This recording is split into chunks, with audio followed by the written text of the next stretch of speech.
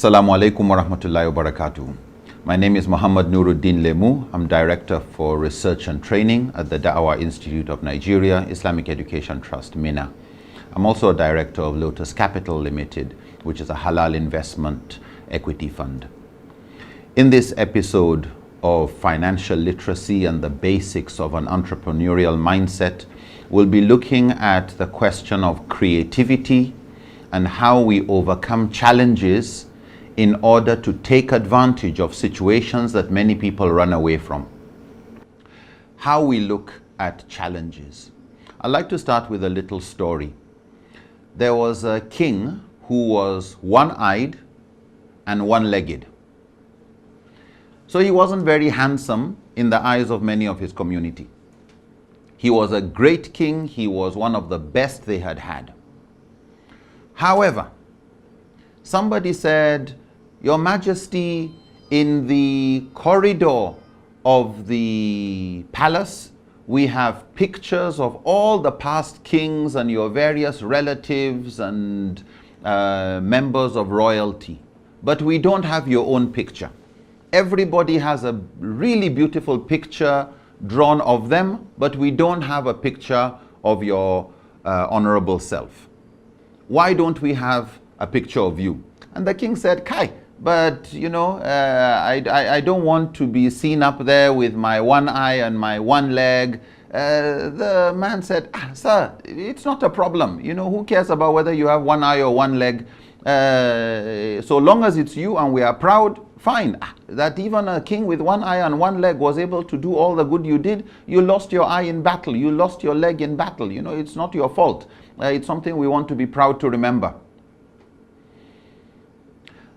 But some people were, "Kai, no, how can we have our king like that, etc., with others who look, you know, nice and handsome and all of that?" And the king gave up. He said, "Okay, let's go and get some artists and let them draw. Let them draw a portrait of the king." So the Grand Vizier, like the chief minister, invited artists from all over the land to come. And he told them, "You are going to draw the king. However, I want you to draw the king in such a way that he looks more attractive and more handsome than all the portraits on the wall. You all know the king has one eye and one leg. I don't care how you are going to do it, but you have to prepare a drawing that is so good looking that the king will be proud of it and everybody will be happy. Whoever does so, I will give you a great reward. But anybody that draws something that the king is angry with, I will punish you." So a lot of the artists came from all over the country and they came to see the king. And when they came, some of them had never seen the king themselves. And they saw him one by one. Each one of them started giving one excuse why they will not be able to do the drawing. This one said, "You know, really, I left my family at home. They are in need. I have to go back." Another one saying, I wasn't feeling very well. I need to go." This one saying, "My parents have been left. This kind of drawing will take a long time." Everybody came with their reason why they were not going to be able to draw the king. One artist said, "Sir, I will take the challenge. I will draw the king. I will make a portrait of the king." Others looked and said, "Man, you are going to suffer for no reason." No. He said, "No problem. I will do it." The minister asked him, "Okay, how long will it take you to finish your drawing?" He said, "Give me 1 week." Fine. So it was announced that everybody should come in 1 week, and the king would look at the drawing, and based on that, they would decide what kind of reward they are going to give the artist or punishment. A week passed. Word spread around the whole kingdom. People from every angle wanted to come and see what kind of drawing this person was going to end up with. When the day came and the portrait or picture was to be unveiled, Everybody gathered, ministers, all royalty gathered to see, what kind of picture is this going to be? They have a king that has one eye with a scar, one leg, and everybody is to look and say, wow, at this picture, what is this person going to draw? The time came and the artist removed the cloth from the canvas, from the drawing, big drawing of the king. And everybody said, wow, wow, this is the best drawing we have ever seen of any king. What did this man draw? He drew the king sitting on a horse with a bow and arrow. But the way he drew it, the leg of the king that had been cut off was on the other side of the horse, so he didn't need to draw it. And as the king was drawing his bow and aiming with his arrow, of course, he showed one eye. What this artist did was to turn what others were looking at as a weakness, as a defect, and turn it into an advantage. He made a lot of money. He got so many people wanting him to make drawings. He became the richest artist in the land. How? Because he was able to think differently. Some would say, think out of the box.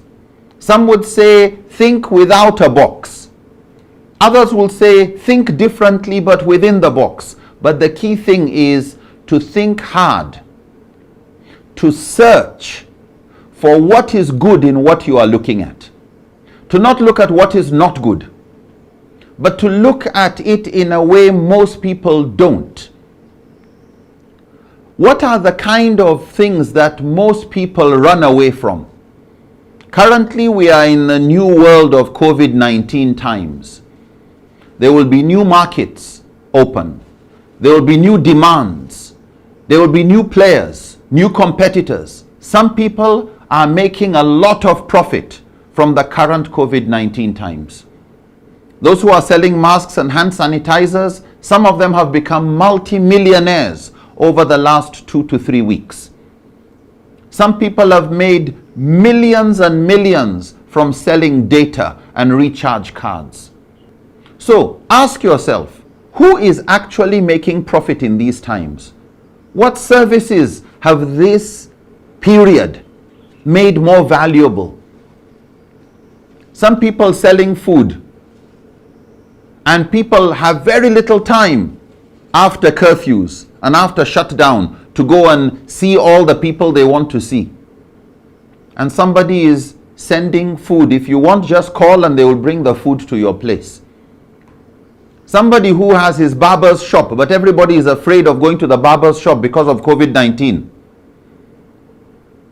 The barber now comes, disinfects himself and everything around you, is wearing a mask, asks you to wear a mask, and he does your personalized work at a lower price. Why? Nobody is coming to his shop.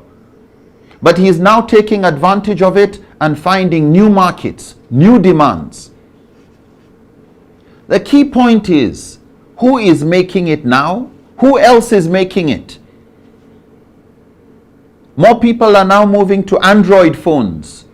More people are realizing that they don't have enough electricity to charge their batteries for all the extra time they are spending on social media. Battery chargers are now moving. So many things. It is important to remember that this is not the first time human society has been met with a pandemic or an epidemic or earthquakes or things that scatter the normal running of society. But some survive, the most creative. Those who don't stay complaining, but ask themselves, what advantage can we bring? What value can we add to the current situation?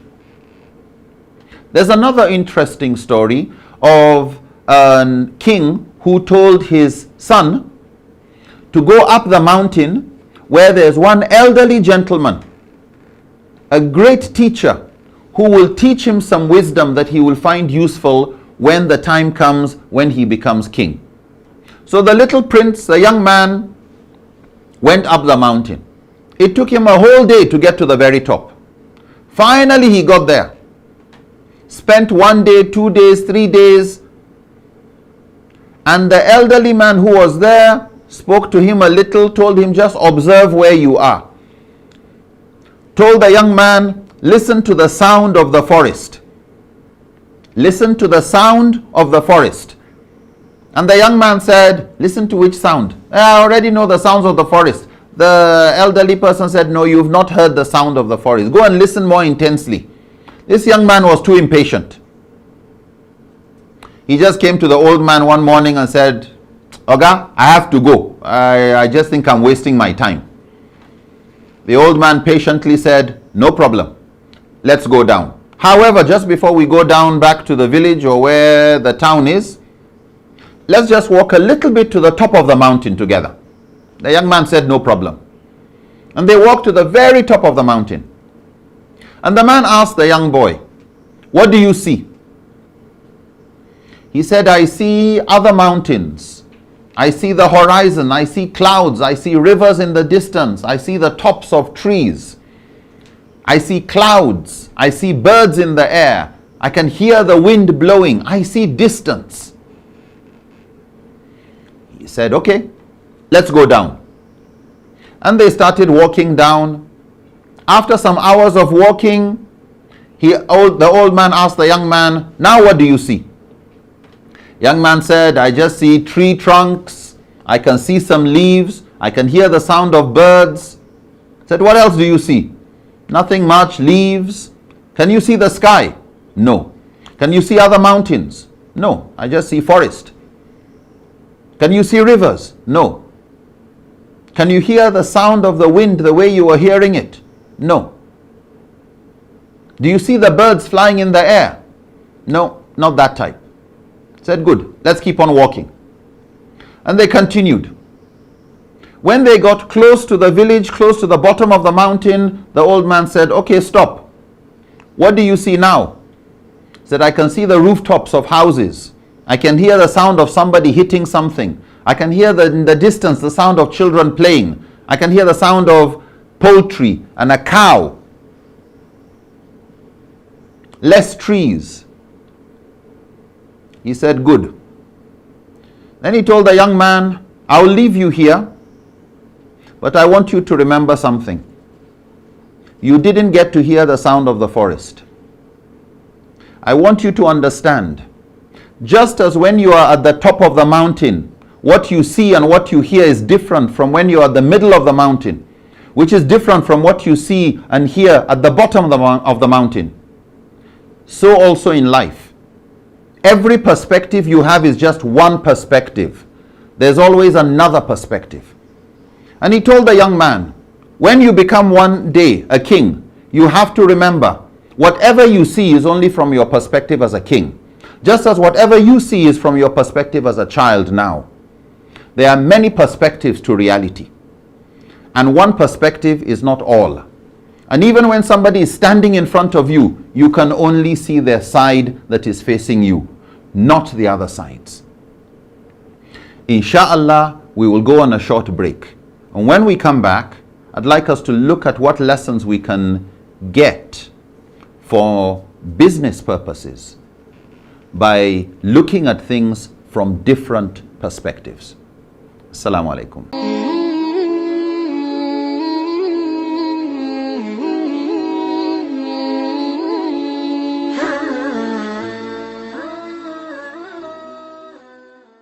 Assalamu alaikum and welcome back to this program where we are looking at what we would describe as the basics of financial literacy, but looking at the entrepreneurial mindset, looking at how to be more creative when looking or searching for business opportunities.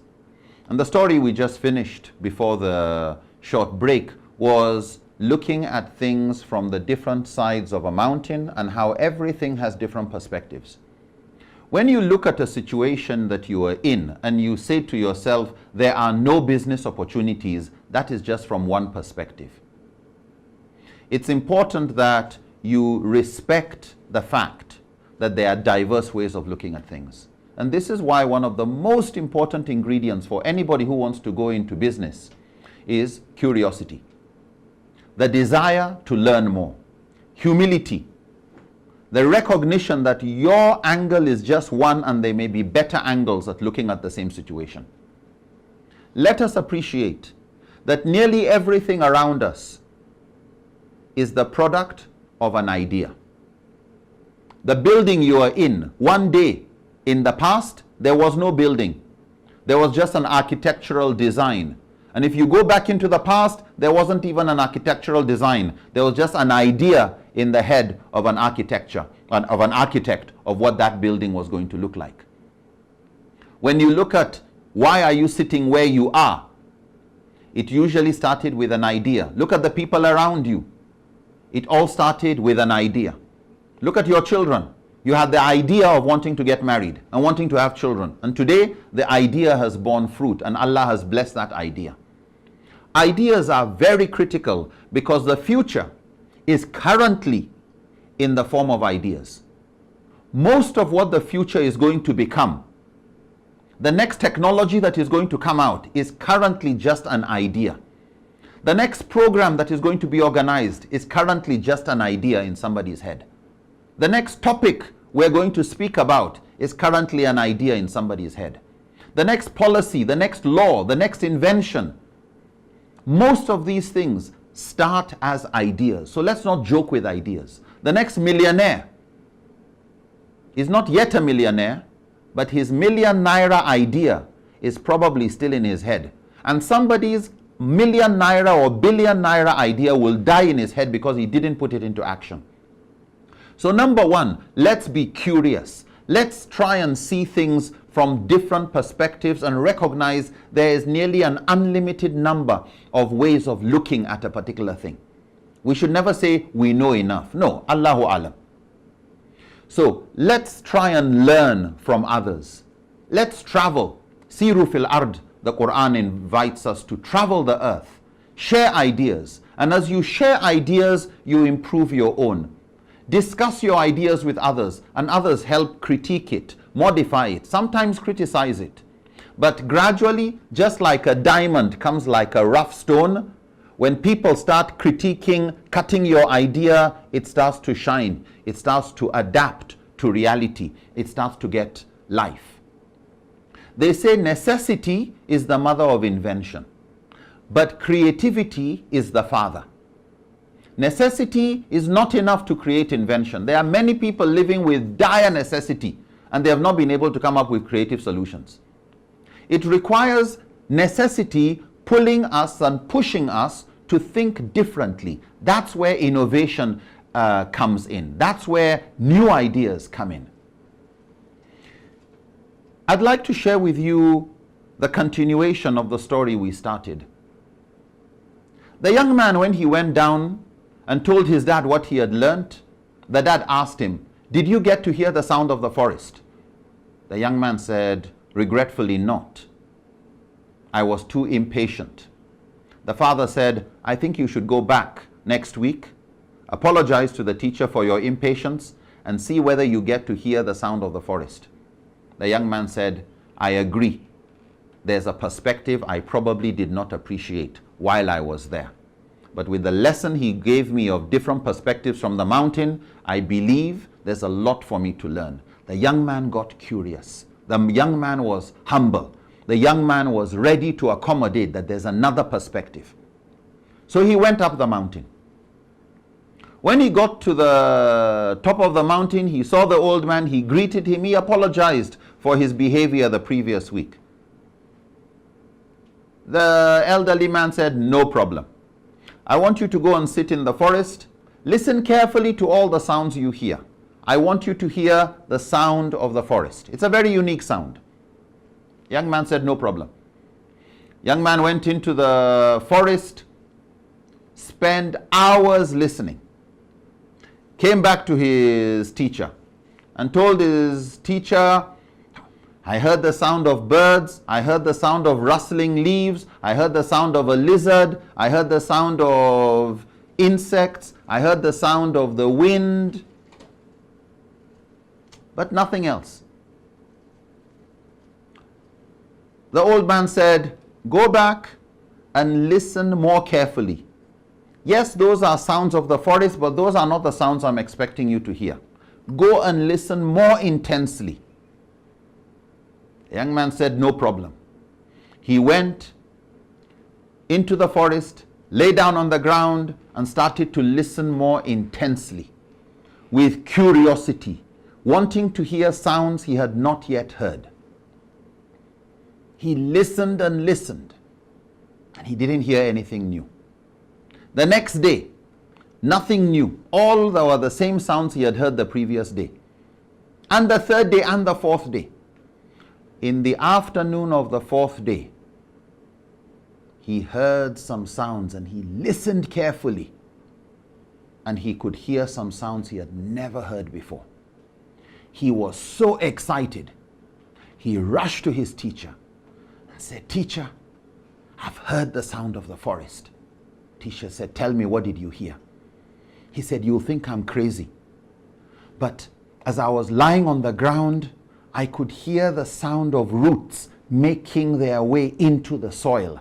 I could hear the sound of the roots sucking water. I could hear the sound of flowers as they were opening. I could hear the sound of leaves falling and slicing the air as they fell to the ground. I could hear the sound of a chick still inside an egg in the nest of a bird. I could hear the muscles of a grasshopper as it was getting ready to jump. I could hear the sounds of worms moving in the ground. And even the sound of the heartbeat of a bird I could hear. The old man said to him, finally, you have started to hear the true sound of the forest. And he asked the young man, what lesson do you learn from that? And the young man said, if you just listen to what people say, you will listen to what everybody else hears.